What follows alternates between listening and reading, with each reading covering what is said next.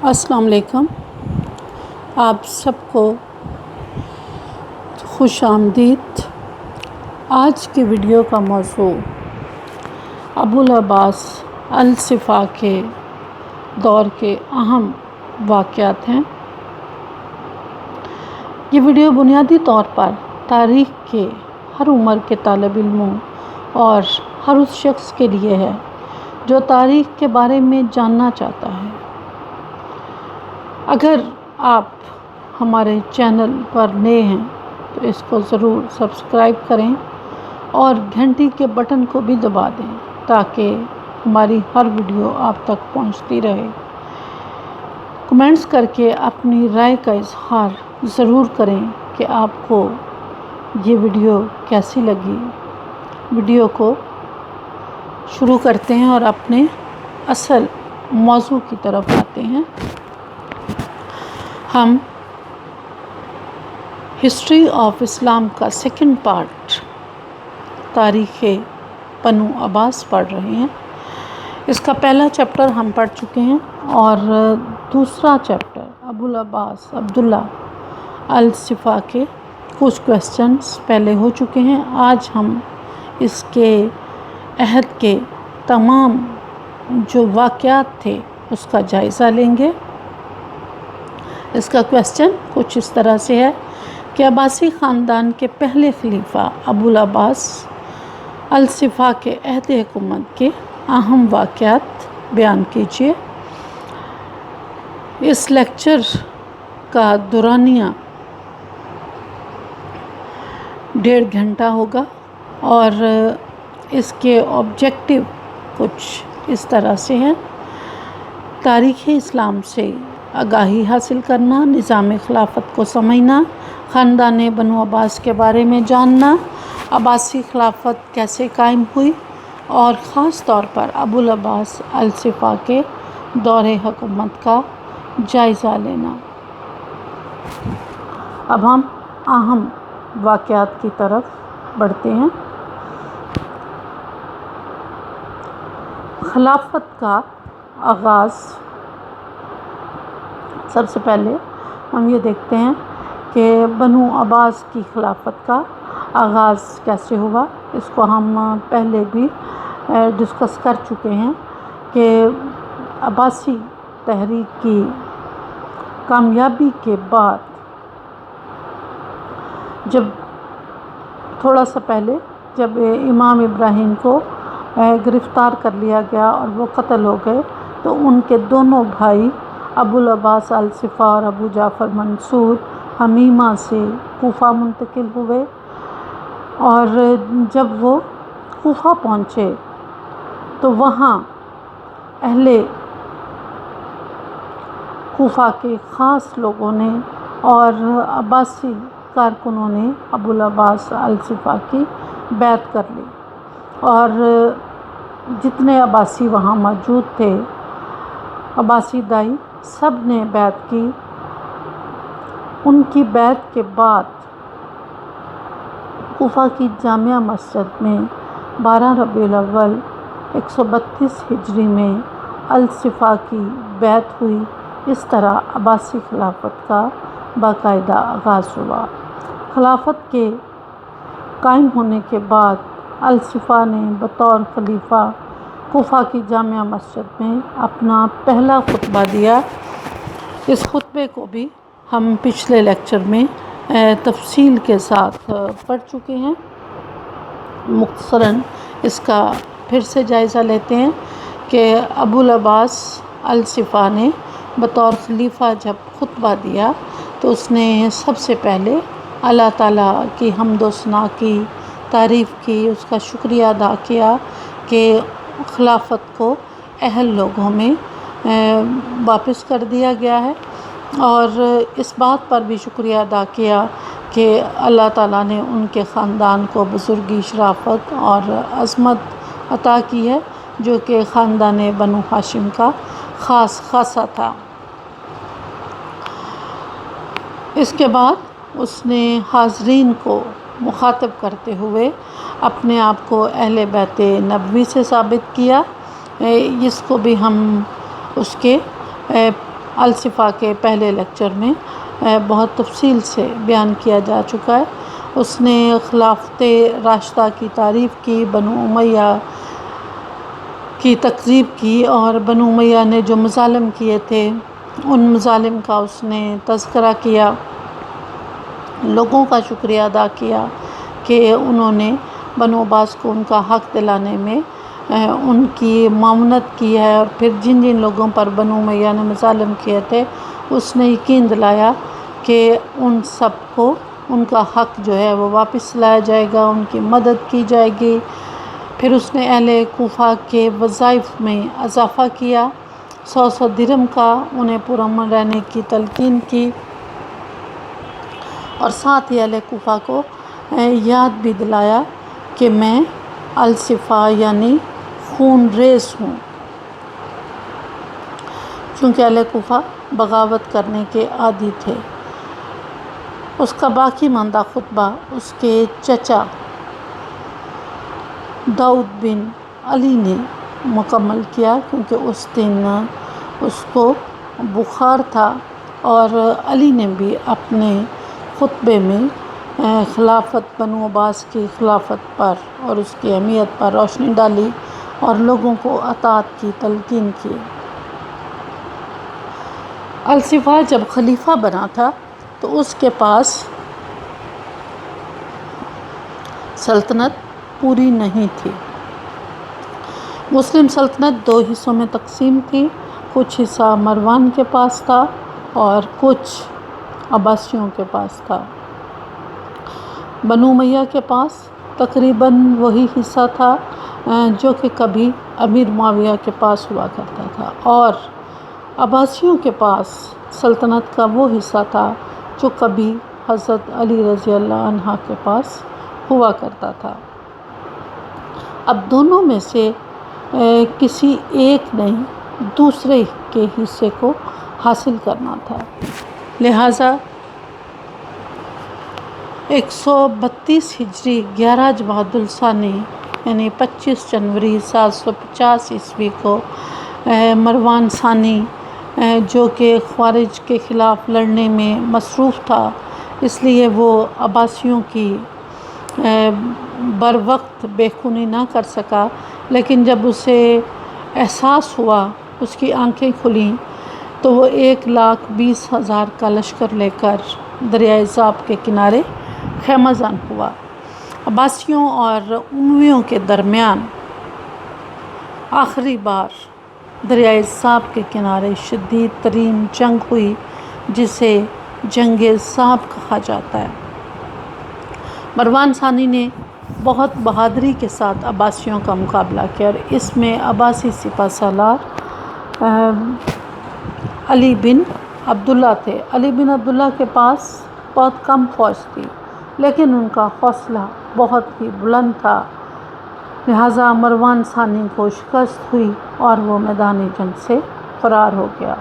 الصفا کے دور کا ایک اور واقعہ مروان ثانی کا قتل بھی ہے۔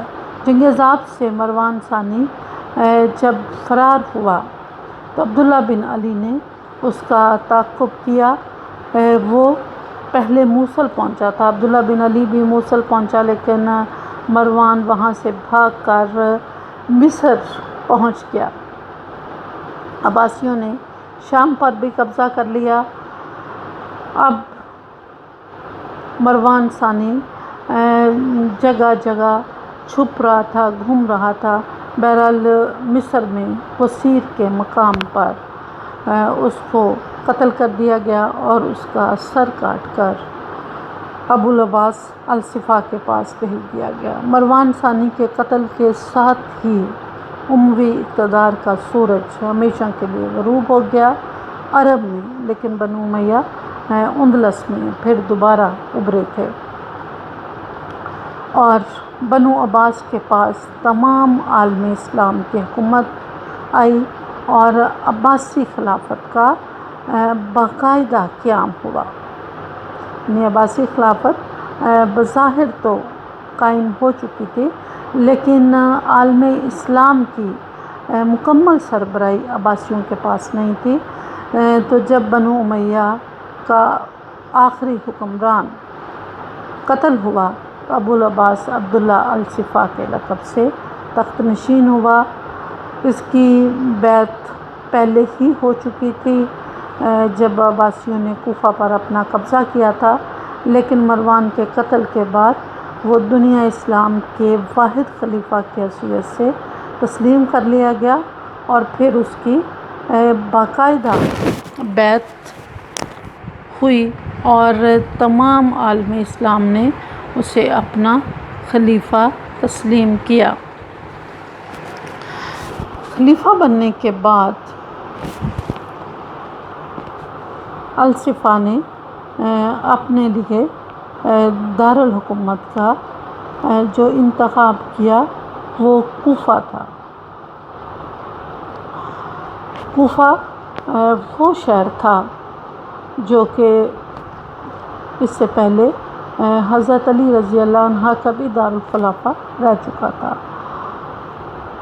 ابتدائی طور پر بنو عباس کو یہی صحیح لگا کہ دمشق جو کہ بنو امیہ کا دارالحکومت تھا، اس کی بجائے انہوں نے کوفہ کو اپنا دارالحکومت اس لیے بنایا تھا کہ یہاں ان کے حامی اور ہم نوا بہت زیادہ تھے، لیکن یہاں انہیں ایک خطرہ بھی تھا کہ اہل کوفہ مطلون مزاج تھے، مستقل مزاج نہیں تھے۔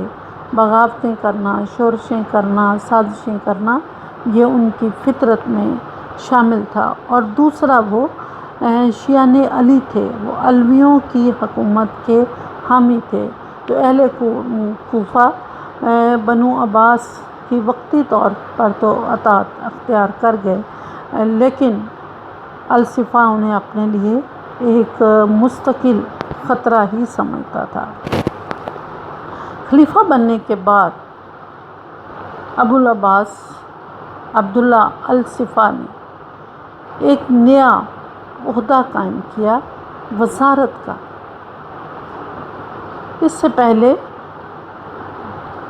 وزارت کا عہدہ بنو امیہ کے دور میں نہیں تھا، تو الصفا نے حکومت کی تشکیل نو کے بعد نظام حکومت میں وزارت کا ایک بالکل نیا منصب قائم کیا، اور یہ عہدہ بنیادی طور پر ایرانیوں کی جو سابقہ حکومت تھی ان کے دور میں بڑا اہم ہوا کرتا تھا، اور اس کی حیثیت ہم یوں ہی سمجھ سکتے ہیں کہ جس طرح آج کل کے دور میں وزیر اعظم ہوتا ہے،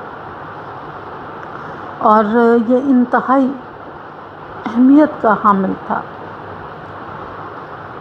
اور لوگوں سے رابطہ رکھنے یا لوگوں کو مطمئن کرنے کے لیے یہ عہدہ بنیادی طور پر تخلیق کیا گیا، کیونکہ خلافت ایک ہی خاندان تک منتقل رہتی تھی، تو لوگوں کی بھی خواہش ہوتی تھی کہ وہ کسی بڑے منصب پر فائز ہوں، حکومت کے اختیارات میں ان کا بھی حصہ ہو۔ تو یہ بنیادی طور پر لوگوں کو حکومت میں شریک کرنے کے لیے یہ عہدہ ایرانی بادشاہت میں قائم تھا، جس کو بنو عباس نے پھر سے شروع کیا، یعنی ایرانیوں سے متاثر ہو کر اس کو شروع کیا۔ اور جہاں تک لفظ مجوسی ہے تو ایران کی جو اسلام سے پہلے یہاں پر جو لوگ آباد تھے وہ آتش پرست تھے، آگ کی پوجا کرتے تھے، تو ان کو مجوسی کہا جاتا تھا۔ ان تمام آتش پرستوں کے لیے ایک جو ٹرم استعمال کی جاتی تھی وہ مجوسی بھی ہوتی تھی، لیکن جب ایران فتح ہوا تو اکثریت نے اسلام قبول کر لیا اور مجوسیوں کی تعداد جو ہے وہ بہت کم رہ گئی۔ عباسی دور میں سب سے پہلا شخص جس کو اس منصب پر فائز کیا گیا وہ ابو سلمہ خلال تھا، یعنی بنو عباس کا پہلا وزیر ابو سلمہ خلال تھا۔ یہ شخص کوفہ کا رہنے والا تھا، یعنی اس کا تعلق کوفہ سے تھا۔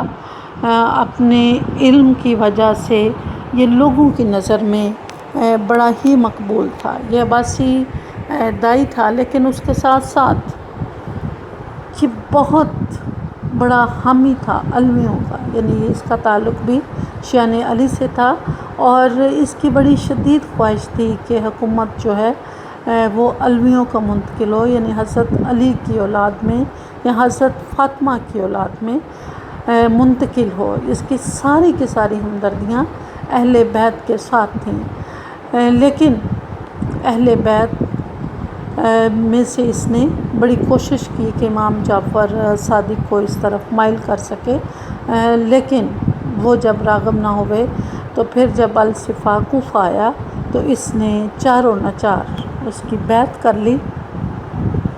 الصفا نے اس کی عوامی مقبولیت کی وجہ سے اسے وزیر تو بنایا، لیکن اس کے دل میں اس کے لیے بہت زیادہ رنجش تھی، لہٰذا اپنی اسی رنجش کا بدلہ اور انتقام لینے کے لیے ابو سلمہ خلال کو بڑی جلدی ابو مسلم خراسانی کے ذریعے قتل بھی کروا دیا گیا تھا۔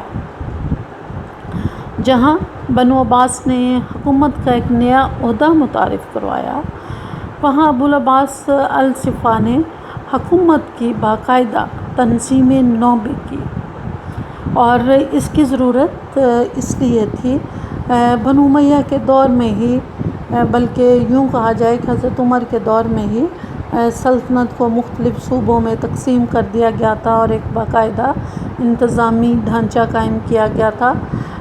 گو کہ بنو امیہ کے دور میں کچھ تبدیلیاں واقع ہوئیں، خلافت کی جگہ ملوکیت نے لے لی، بیت المال کا وہ تقدس جو خلافت راشدہ کے زمانے میں تھا اور وہ احتیاط وہ بنو امیہ کے دور میں باقی نہ رہی، لیکن ڈھانچہ تقریباً ویسا ہی رہا۔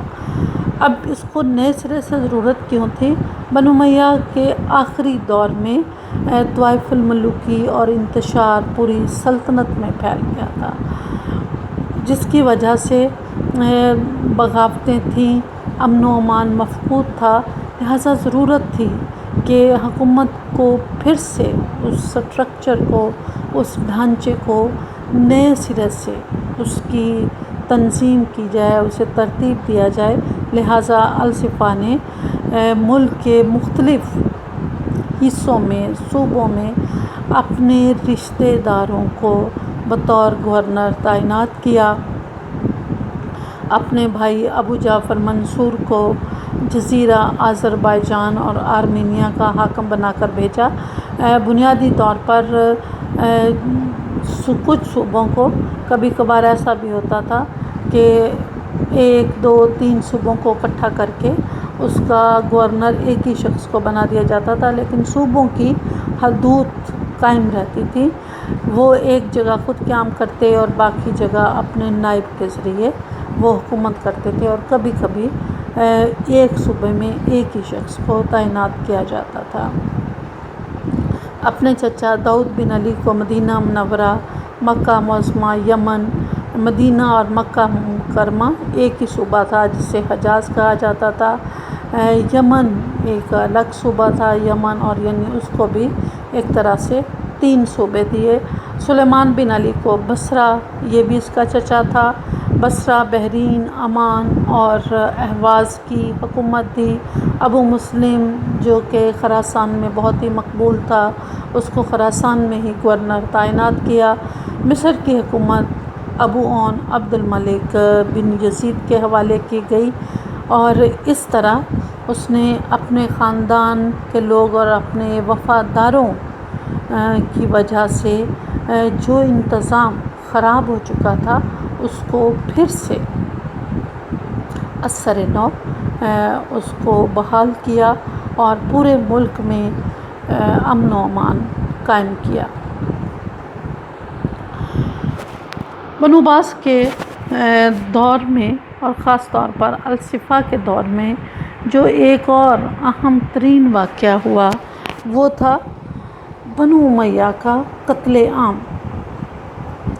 تخت نشین ہونے کے بعد جب بنو عباس برسر اقتدار آئے تو انہوں نے بنو امیہ کے پورے خاندان کو اور اس کے ساتھ ساتھ بنو امیہ کے جتنے بھی حامی تھے سب کا قتل عام کیا، اور ان تمام زیادتیوں کا بدلہ لیا جو بنو امیہ نے پچھلے 90 سال میں بنو ہاشم کے ساتھ کی تھی، بلکہ اس سے کچھ زیادہ ہی کر گئے۔ بنو عباس نے طے کر لیا کہ بنو امیہ کے پورے خاندان کو ختم کر دیا جائے گا، لہٰذا پورا خاندان بلا امتیاز، بچے، بوڑھے، عورتیں، سب کو قتل کر دیا گیا۔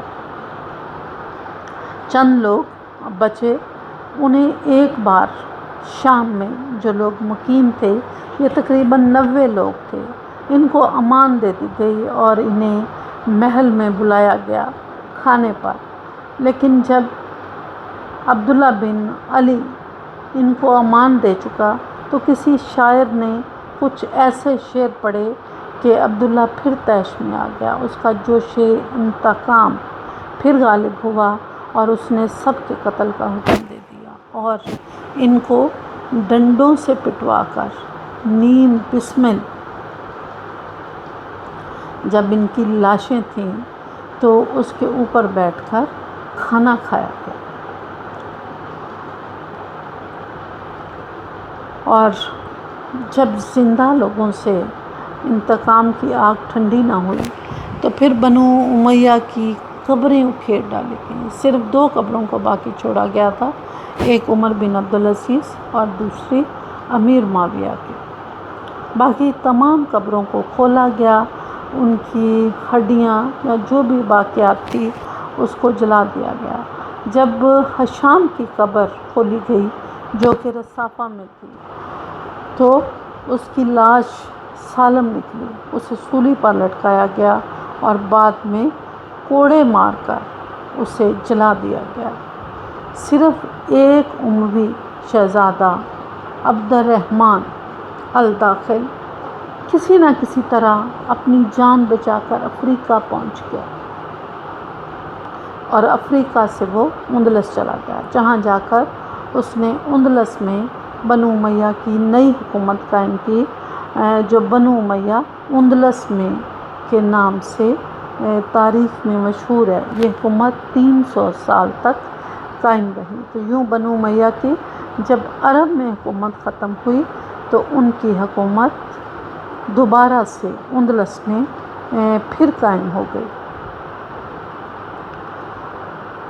اور بنو امیہ کی یہ حکومت جو ہے یہ تہذیب و تمدن اور علم و ادب کے حوالے سے تاریخ کا بڑا ہی ایک اہم ترین پیریڈ ہے، اور ان کے دور میں ان کے دارالحکومت کو ڈائمنڈ آف دا ورلڈ کہا جاتا تھا۔ تو یوں بنو عباس خاندان امیہ کو مکمل طور پر ختم کرنے میں کامیاب نہ ہوئے، لیکن ان کا قتل عام انہوں نے خوب کیا۔ الصفا کے دور کا ایک اہم واقعہ ان کے پہلے وزیر ابو سلمہ خلال کا قتل ہے۔ تحریک عباسی شروع سے ہی آل محمد اور اہل بیت کے نام پر اٹھائی گئی۔ آل محمد اور اہل بیت ایک ہی چیز ہے۔ حضرت فاطمہ رضی اللہ عنہ کی اولاد کو آل محمد یعنی محمد کی اولاد کہا جاتا ہے، اور انہیں ہی اہل بیت بھی کہا جاتا ہے۔ اب ان کو امید تھی کہ جب حکومت قائم ہوگی تو خلافت اہل بیت میں ہی منتقل ہوگی یا آل علی میں منتقل ہوگی۔ عباسیوں نے جب تحریک چل رہی تھی تو اس بات کو بالکل بھی ظاہر نہیں ہونے دیا کہ وہ حکومت پر قابض ہونا چاہتے ہیں یا ان کے دماغ میں کیا چیز ہے۔ وہ علویوں کو یقین دلاتے رہے کہ حکومت جو ہے وہ آپ لوگوں کو ہی ملے گی، لیکن جب حکومت کامیاب ہوئی تو اچانک انہوں نے ابو العباس الصفا نے اپنی حکومت کا اعلان کر دیا۔ اس سے تمام دائی ان کو بڑا رنج اور تکلیف ہوئی۔ ان میں ابو سلمہ خلال، سلیمان بن کثیر، شریک بخاری اور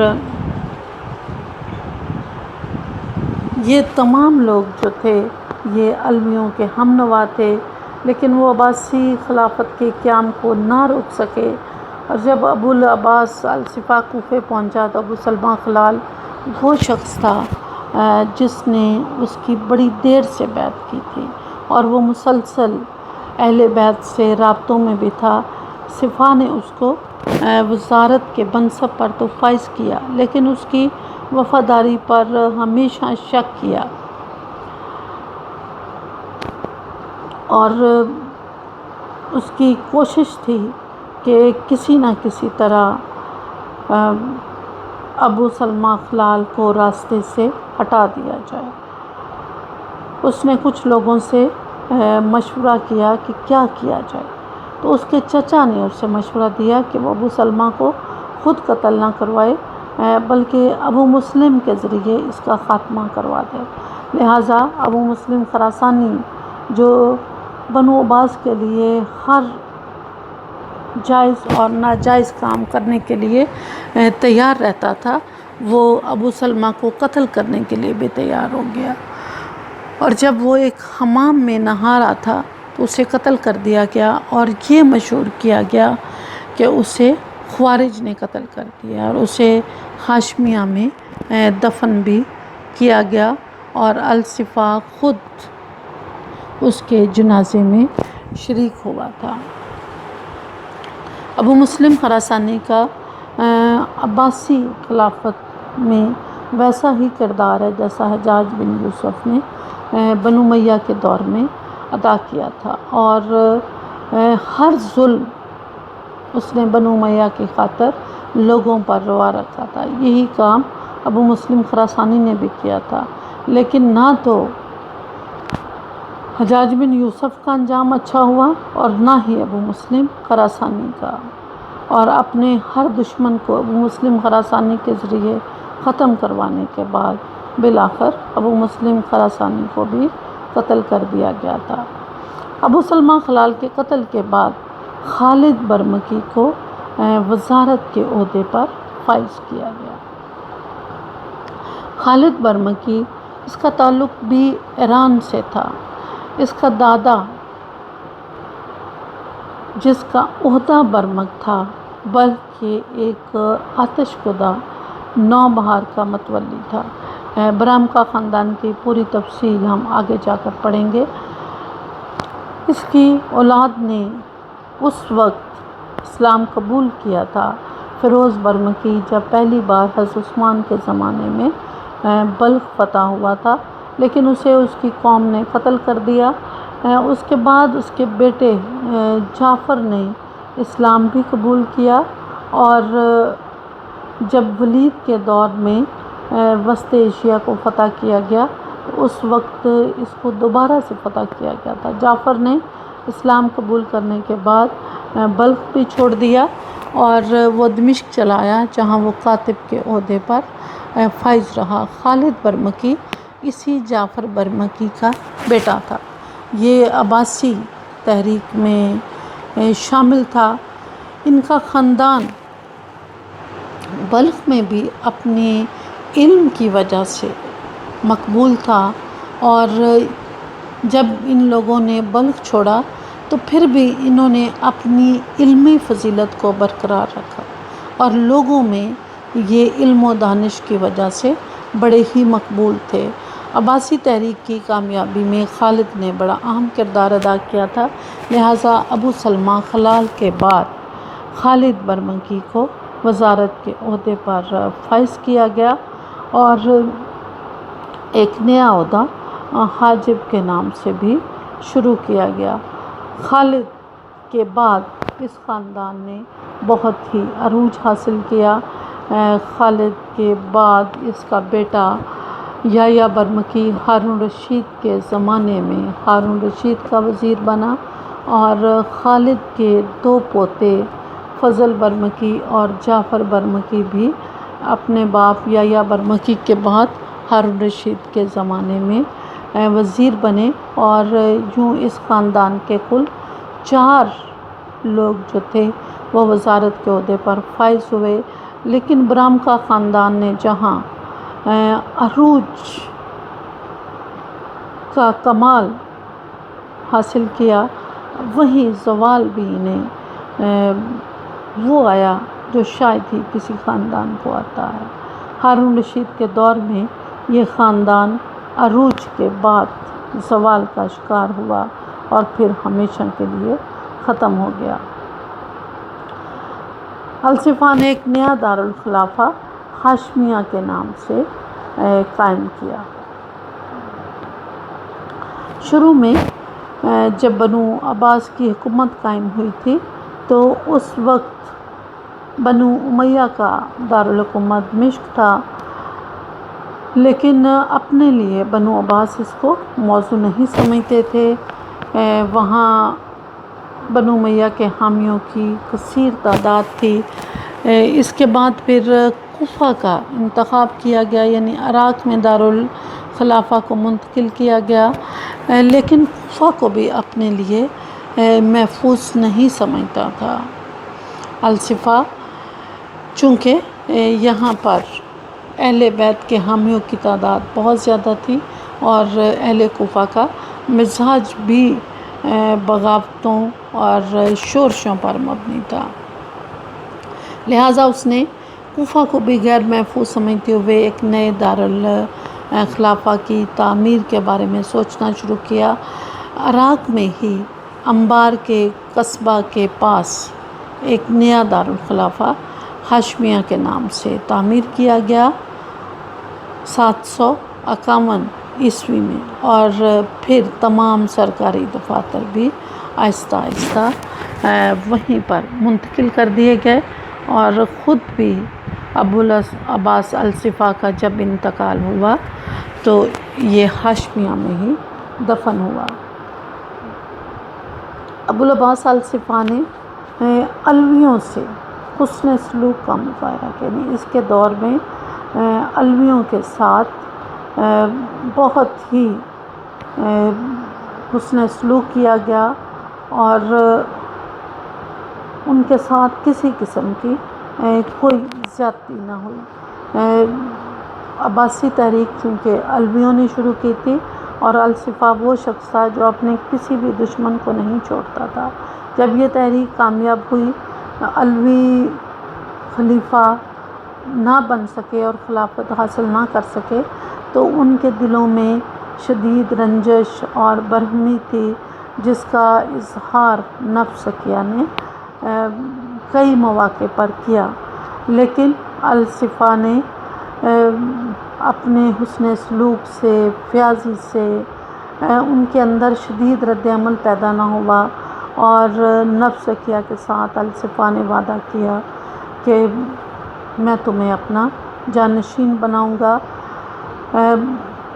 بے شمار مواقع پر ابو جعفر منصور نے الصفا سے کہا کہ ان کے ساتھ سختی کی جائے، لیکن الصفا نے کبھی بھی ان کے ساتھ سختی نہیں کی، بلکہ ہر موقع پر علویوں کے معاملے میں اس نے اپنی فطرت کی برخلاف جا کر پوری کوشش کی کہ ان کو مطمئن رکھے، انہیں خوش رکھے، اور یہی وجہ تھی کہ الصفا کے دور میں کسی علوی نے کوئی بغاوت نہیں کی تھی۔ جیسے ہی الصفا کا دور ختم ہوا، علویوں کی بغاوتوں کا بھی ایک نیا سلسلہ جو تھا وہ شروع ہو گیا۔ الصفا کے دور میں بے شمار بغاوتیں ہوئیں، اور پھر بغاوتیں اور ان کا انسداد بھی کیا گیا۔ جن علاقوں میں بغاوت ہوئی ان میں بخارا اور خراسان میں بغاوت، موصل میں بغاوت ہوئی، شام میں بغاوت ہوئی، عراق میں بغاوت ہوئی، آرمینیا، جزیرہ، ماوراء النہر، ان تمام علاقوں میں بغاوتیں ہوئیں، لیکن ابو العباس الصفا نے ان تمام بغاوتوں کو ختم کیا۔ اور یہ بغاوتیں کیوں ہوئی تھی؟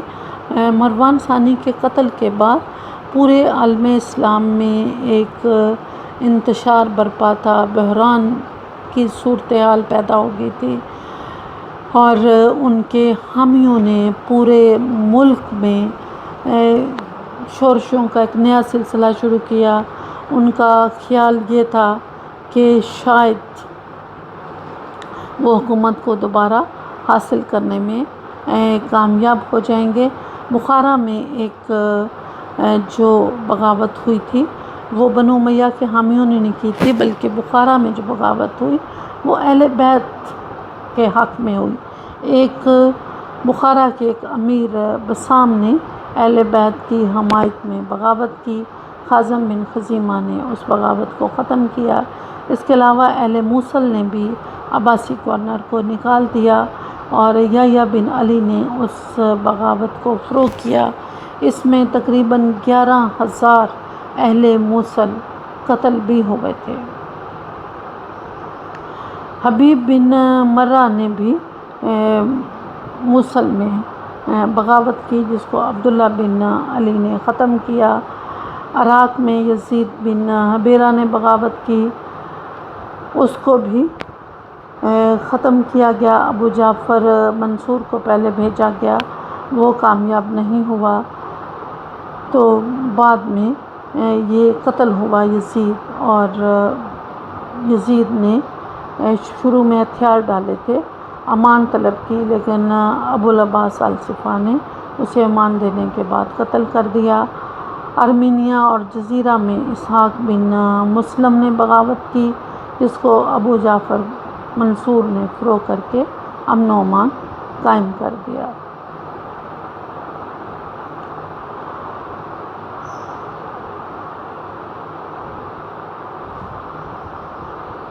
بابر النہر کی بغاوت بھی ختم ہو گئی، اور پورے ملک میں ان بغاوتوں کے خاتمے کے بعد امن و امان قائم ہوا۔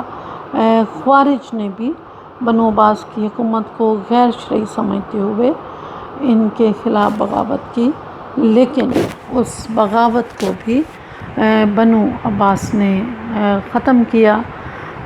خوارج کا سردار جلندی مقابلے پر آیا تھا، خازم بن خزیمہ کے ساتھ اس کی لڑائی ہوئی، جس میں وہ قتل ہوا، اور اس کی فوج بھی لڑتے ہوئے ماری گئی۔ اس لڑائی کے بعد بغاوت کی جو ایک لہر تھی وہ ختم ہو گئی۔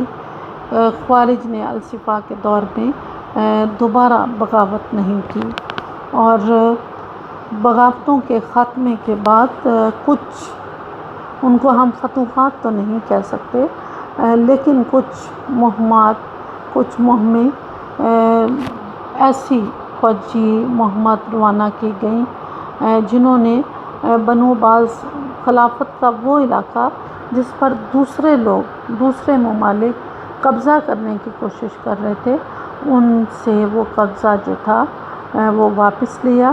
سندھ جو کہ بنو امیہ کے دور میں فتح ہوا تھا، اس کو ایک شخص نے واپس لینے کی، منصور بن جمہور نے اس پر قبضہ کر کے اسے عباسیوں سے الگ کرنے کی کوشش کی تھی، وہ بھی کامیاب نہ ہونے دی۔ ترکستان کی طرف ایک مہم روانہ کی گئی، چین کے خلاف فوج کشی کی گئی، اور رومیوں کے حملے کا سدباب کیا گیا۔ سندھ پر منصور بن جمہور نے بنو امیہ کے آخری زمانے میں قبضہ کر لیا تھا۔ عباسی گورنر عبد الرحمن جب وہاں پہنچا تو اسے شکست دے کر منصور نے سندھ پر قبضہ کیا اور اپنے اقتدار کا اعلان کر دیا۔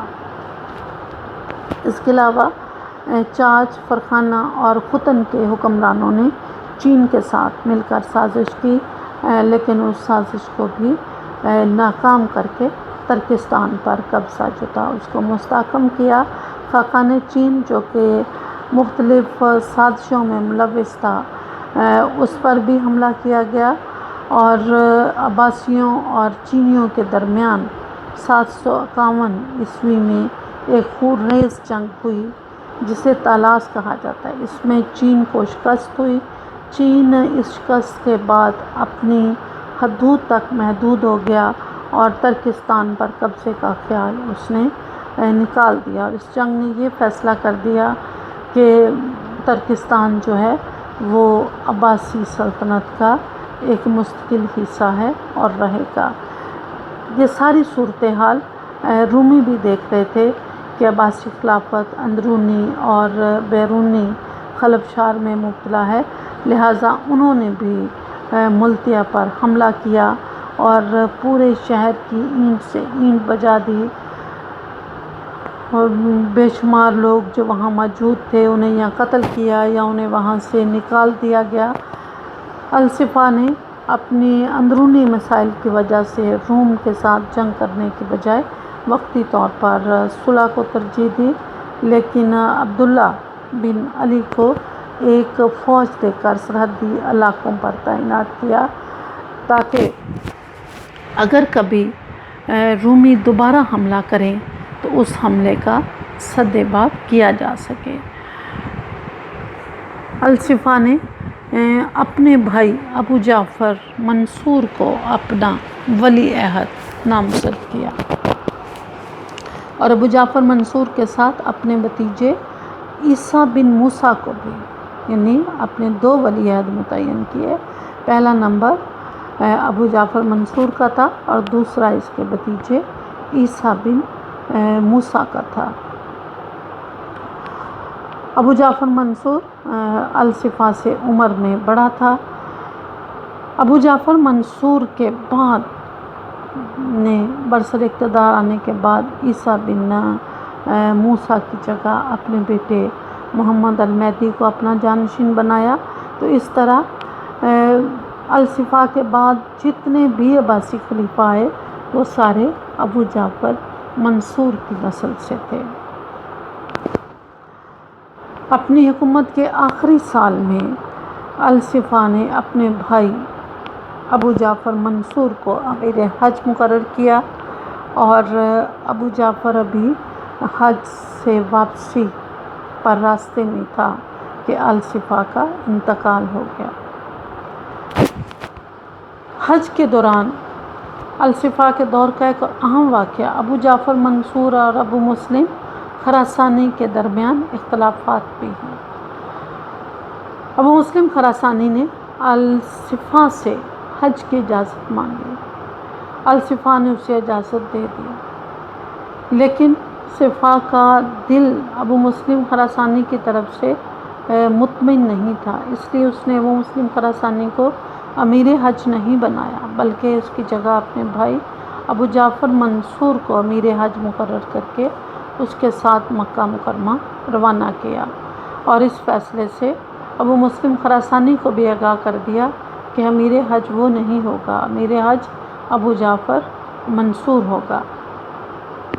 ابو مسلم جس نے پوری عباسی دعوت کو ممکن کیا تھا، اور یہ کام اس نے عین نوجوانی میں کیا تھا، اس کے دل میں ایک غرور و تکبر بھی پیدا ہو چکا تھا کہ اگر میں نہ ہوتا تو شاید عباسی کبھی حکومت حاصل نہ کر سکتے۔ اپنے اس زوم میں وہ اپنی حدود سے آگے بھی نکل جاتا تھا۔ شروع سے ہی ابو جعفر منصور ابو مسلم خراسانی کو پسند نہیں کرتا تھا۔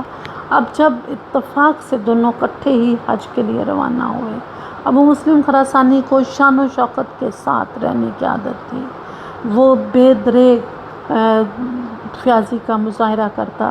اس کے مقابلے میں ابو جعفر منصور کنجوس ترین شخص تاریخ میں مشہور تھا۔ اب ابو مسلم کی شان و شوکت اور اس کا کر و فر دیکھ کر ابو جعفر منصور کے دل میں نفرت تو پہلے ہی تھی، حسد کے جذبات بھی ابھرے، اور اس نے اسے اپنا سیاسی حریف گرداننا شروع کر دیا۔ الصفا کو یہ اکثر مشورہ دیتا تھا کہ اس کو قتل کر دیا جائے، لیکن الصفا اس کے سابقہ احسانات کو سامنے رکھتے ہوئے اس نے ابو جعفر منصور کے مشورے پر کبھی عمل نہیں کیا، اور اس کے لیے وہ رضامند نہیں ہوتا تھا، وہ خاموش ہو جاتا۔ اب جب حج سے واپسی پر الصفا کا انتقال ہو گیا اور اسے اس بات کی اطلاع بھی مل گئی۔ اس نے اپنے قاصدوں کو بلا وجہ 2 دن اپنے ہاں ٹھہرانے کے بعد ابو جعفر منصور سے نہ تو کوئی افسوس کیا اور نہ ہی اسے خلیفہ بننے کی کوئی مبارکباد دی۔ اب یہ رویہ ابو مسلم کا ابو جعفر منصور کے لیے یقیناً اہانت میز تھا۔ اسے اس نے اپنی توہین سمجھا کہ اس نے بجائے اس کے کہ وہ اس کے پاس آتا وہ اس کے ساتھ تھا، لیکن وہ ہمیشہ اس سے آگے آگے رہا اور ابو جعفر منصور پیچھے رہا۔ اسے رک کر الصفا کی موت کی افسوس بھی اسے کرنا چاہیے تھا اور الصفا کو نیا خلیفہ مقرر ہونے پر اسے مبارکباد دینی چاہیے تھی اور بیعت کرنی چاہیے تھی، لیکن اس نے ایسا کچھ نہ کیا۔ راستے میں ابو جعفر منصور بھی کچھ نہیں کر سکتا تھا، لہٰذا وہ خاموش رہا اور دارالخلافہ پہنچ کر اس نے اپنی خلافت کا اعلان کیا اور ابو مسلم سے نپٹنے کا اس نے حتمی اور اصولی فیصلہ کر لیا۔ ابو العباس الصفا کی وفات۔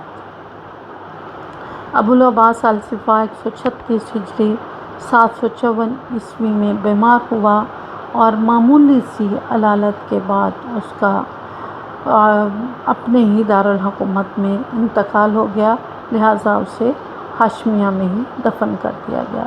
الصفا کی مدت خلافت 4 سال 8 ماہ ہے۔ وفات کے وقت اس کی عمر صرف 33 برس تھی۔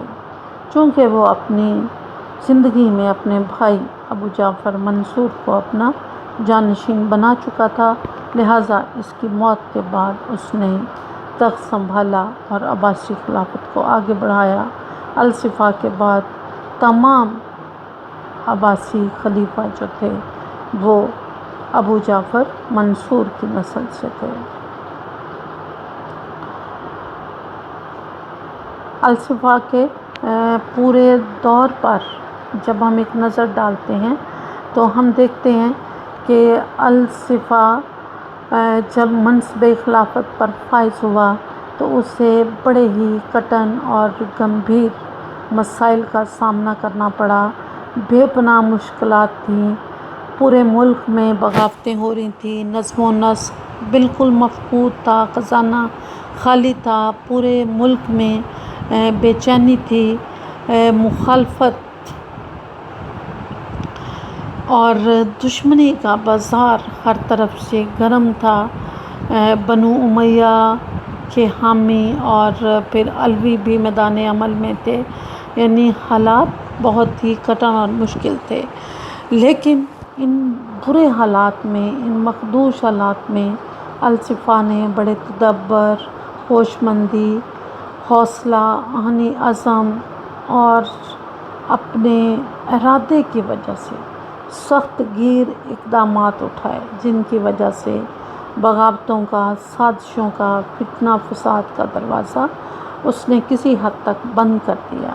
پہلے بانی خلیفہ کی حیثیت سے ملکی نظم و نسق کی اس نے تنظیمیں نو کی، اس میں ٹھہراؤ پیدا کیا، انتشار کو ختم کر کے عباسی خلافت کو عالم اسلام میں ایک مضبوط مرکز فراہم کیا جو تقریباً 500 سال تک قائم رہی، اور یہی عباسی خلافت اسلام کی شرازہ بندی، علمی تہذیب اور ترقی کا باعث بھی بنی۔ لہٰذا اس کے ان کارناموں کی وجہ سے اسے خلافت عباسیہ کا اولین معمار اور بانی قرار دیا جاتا ہے۔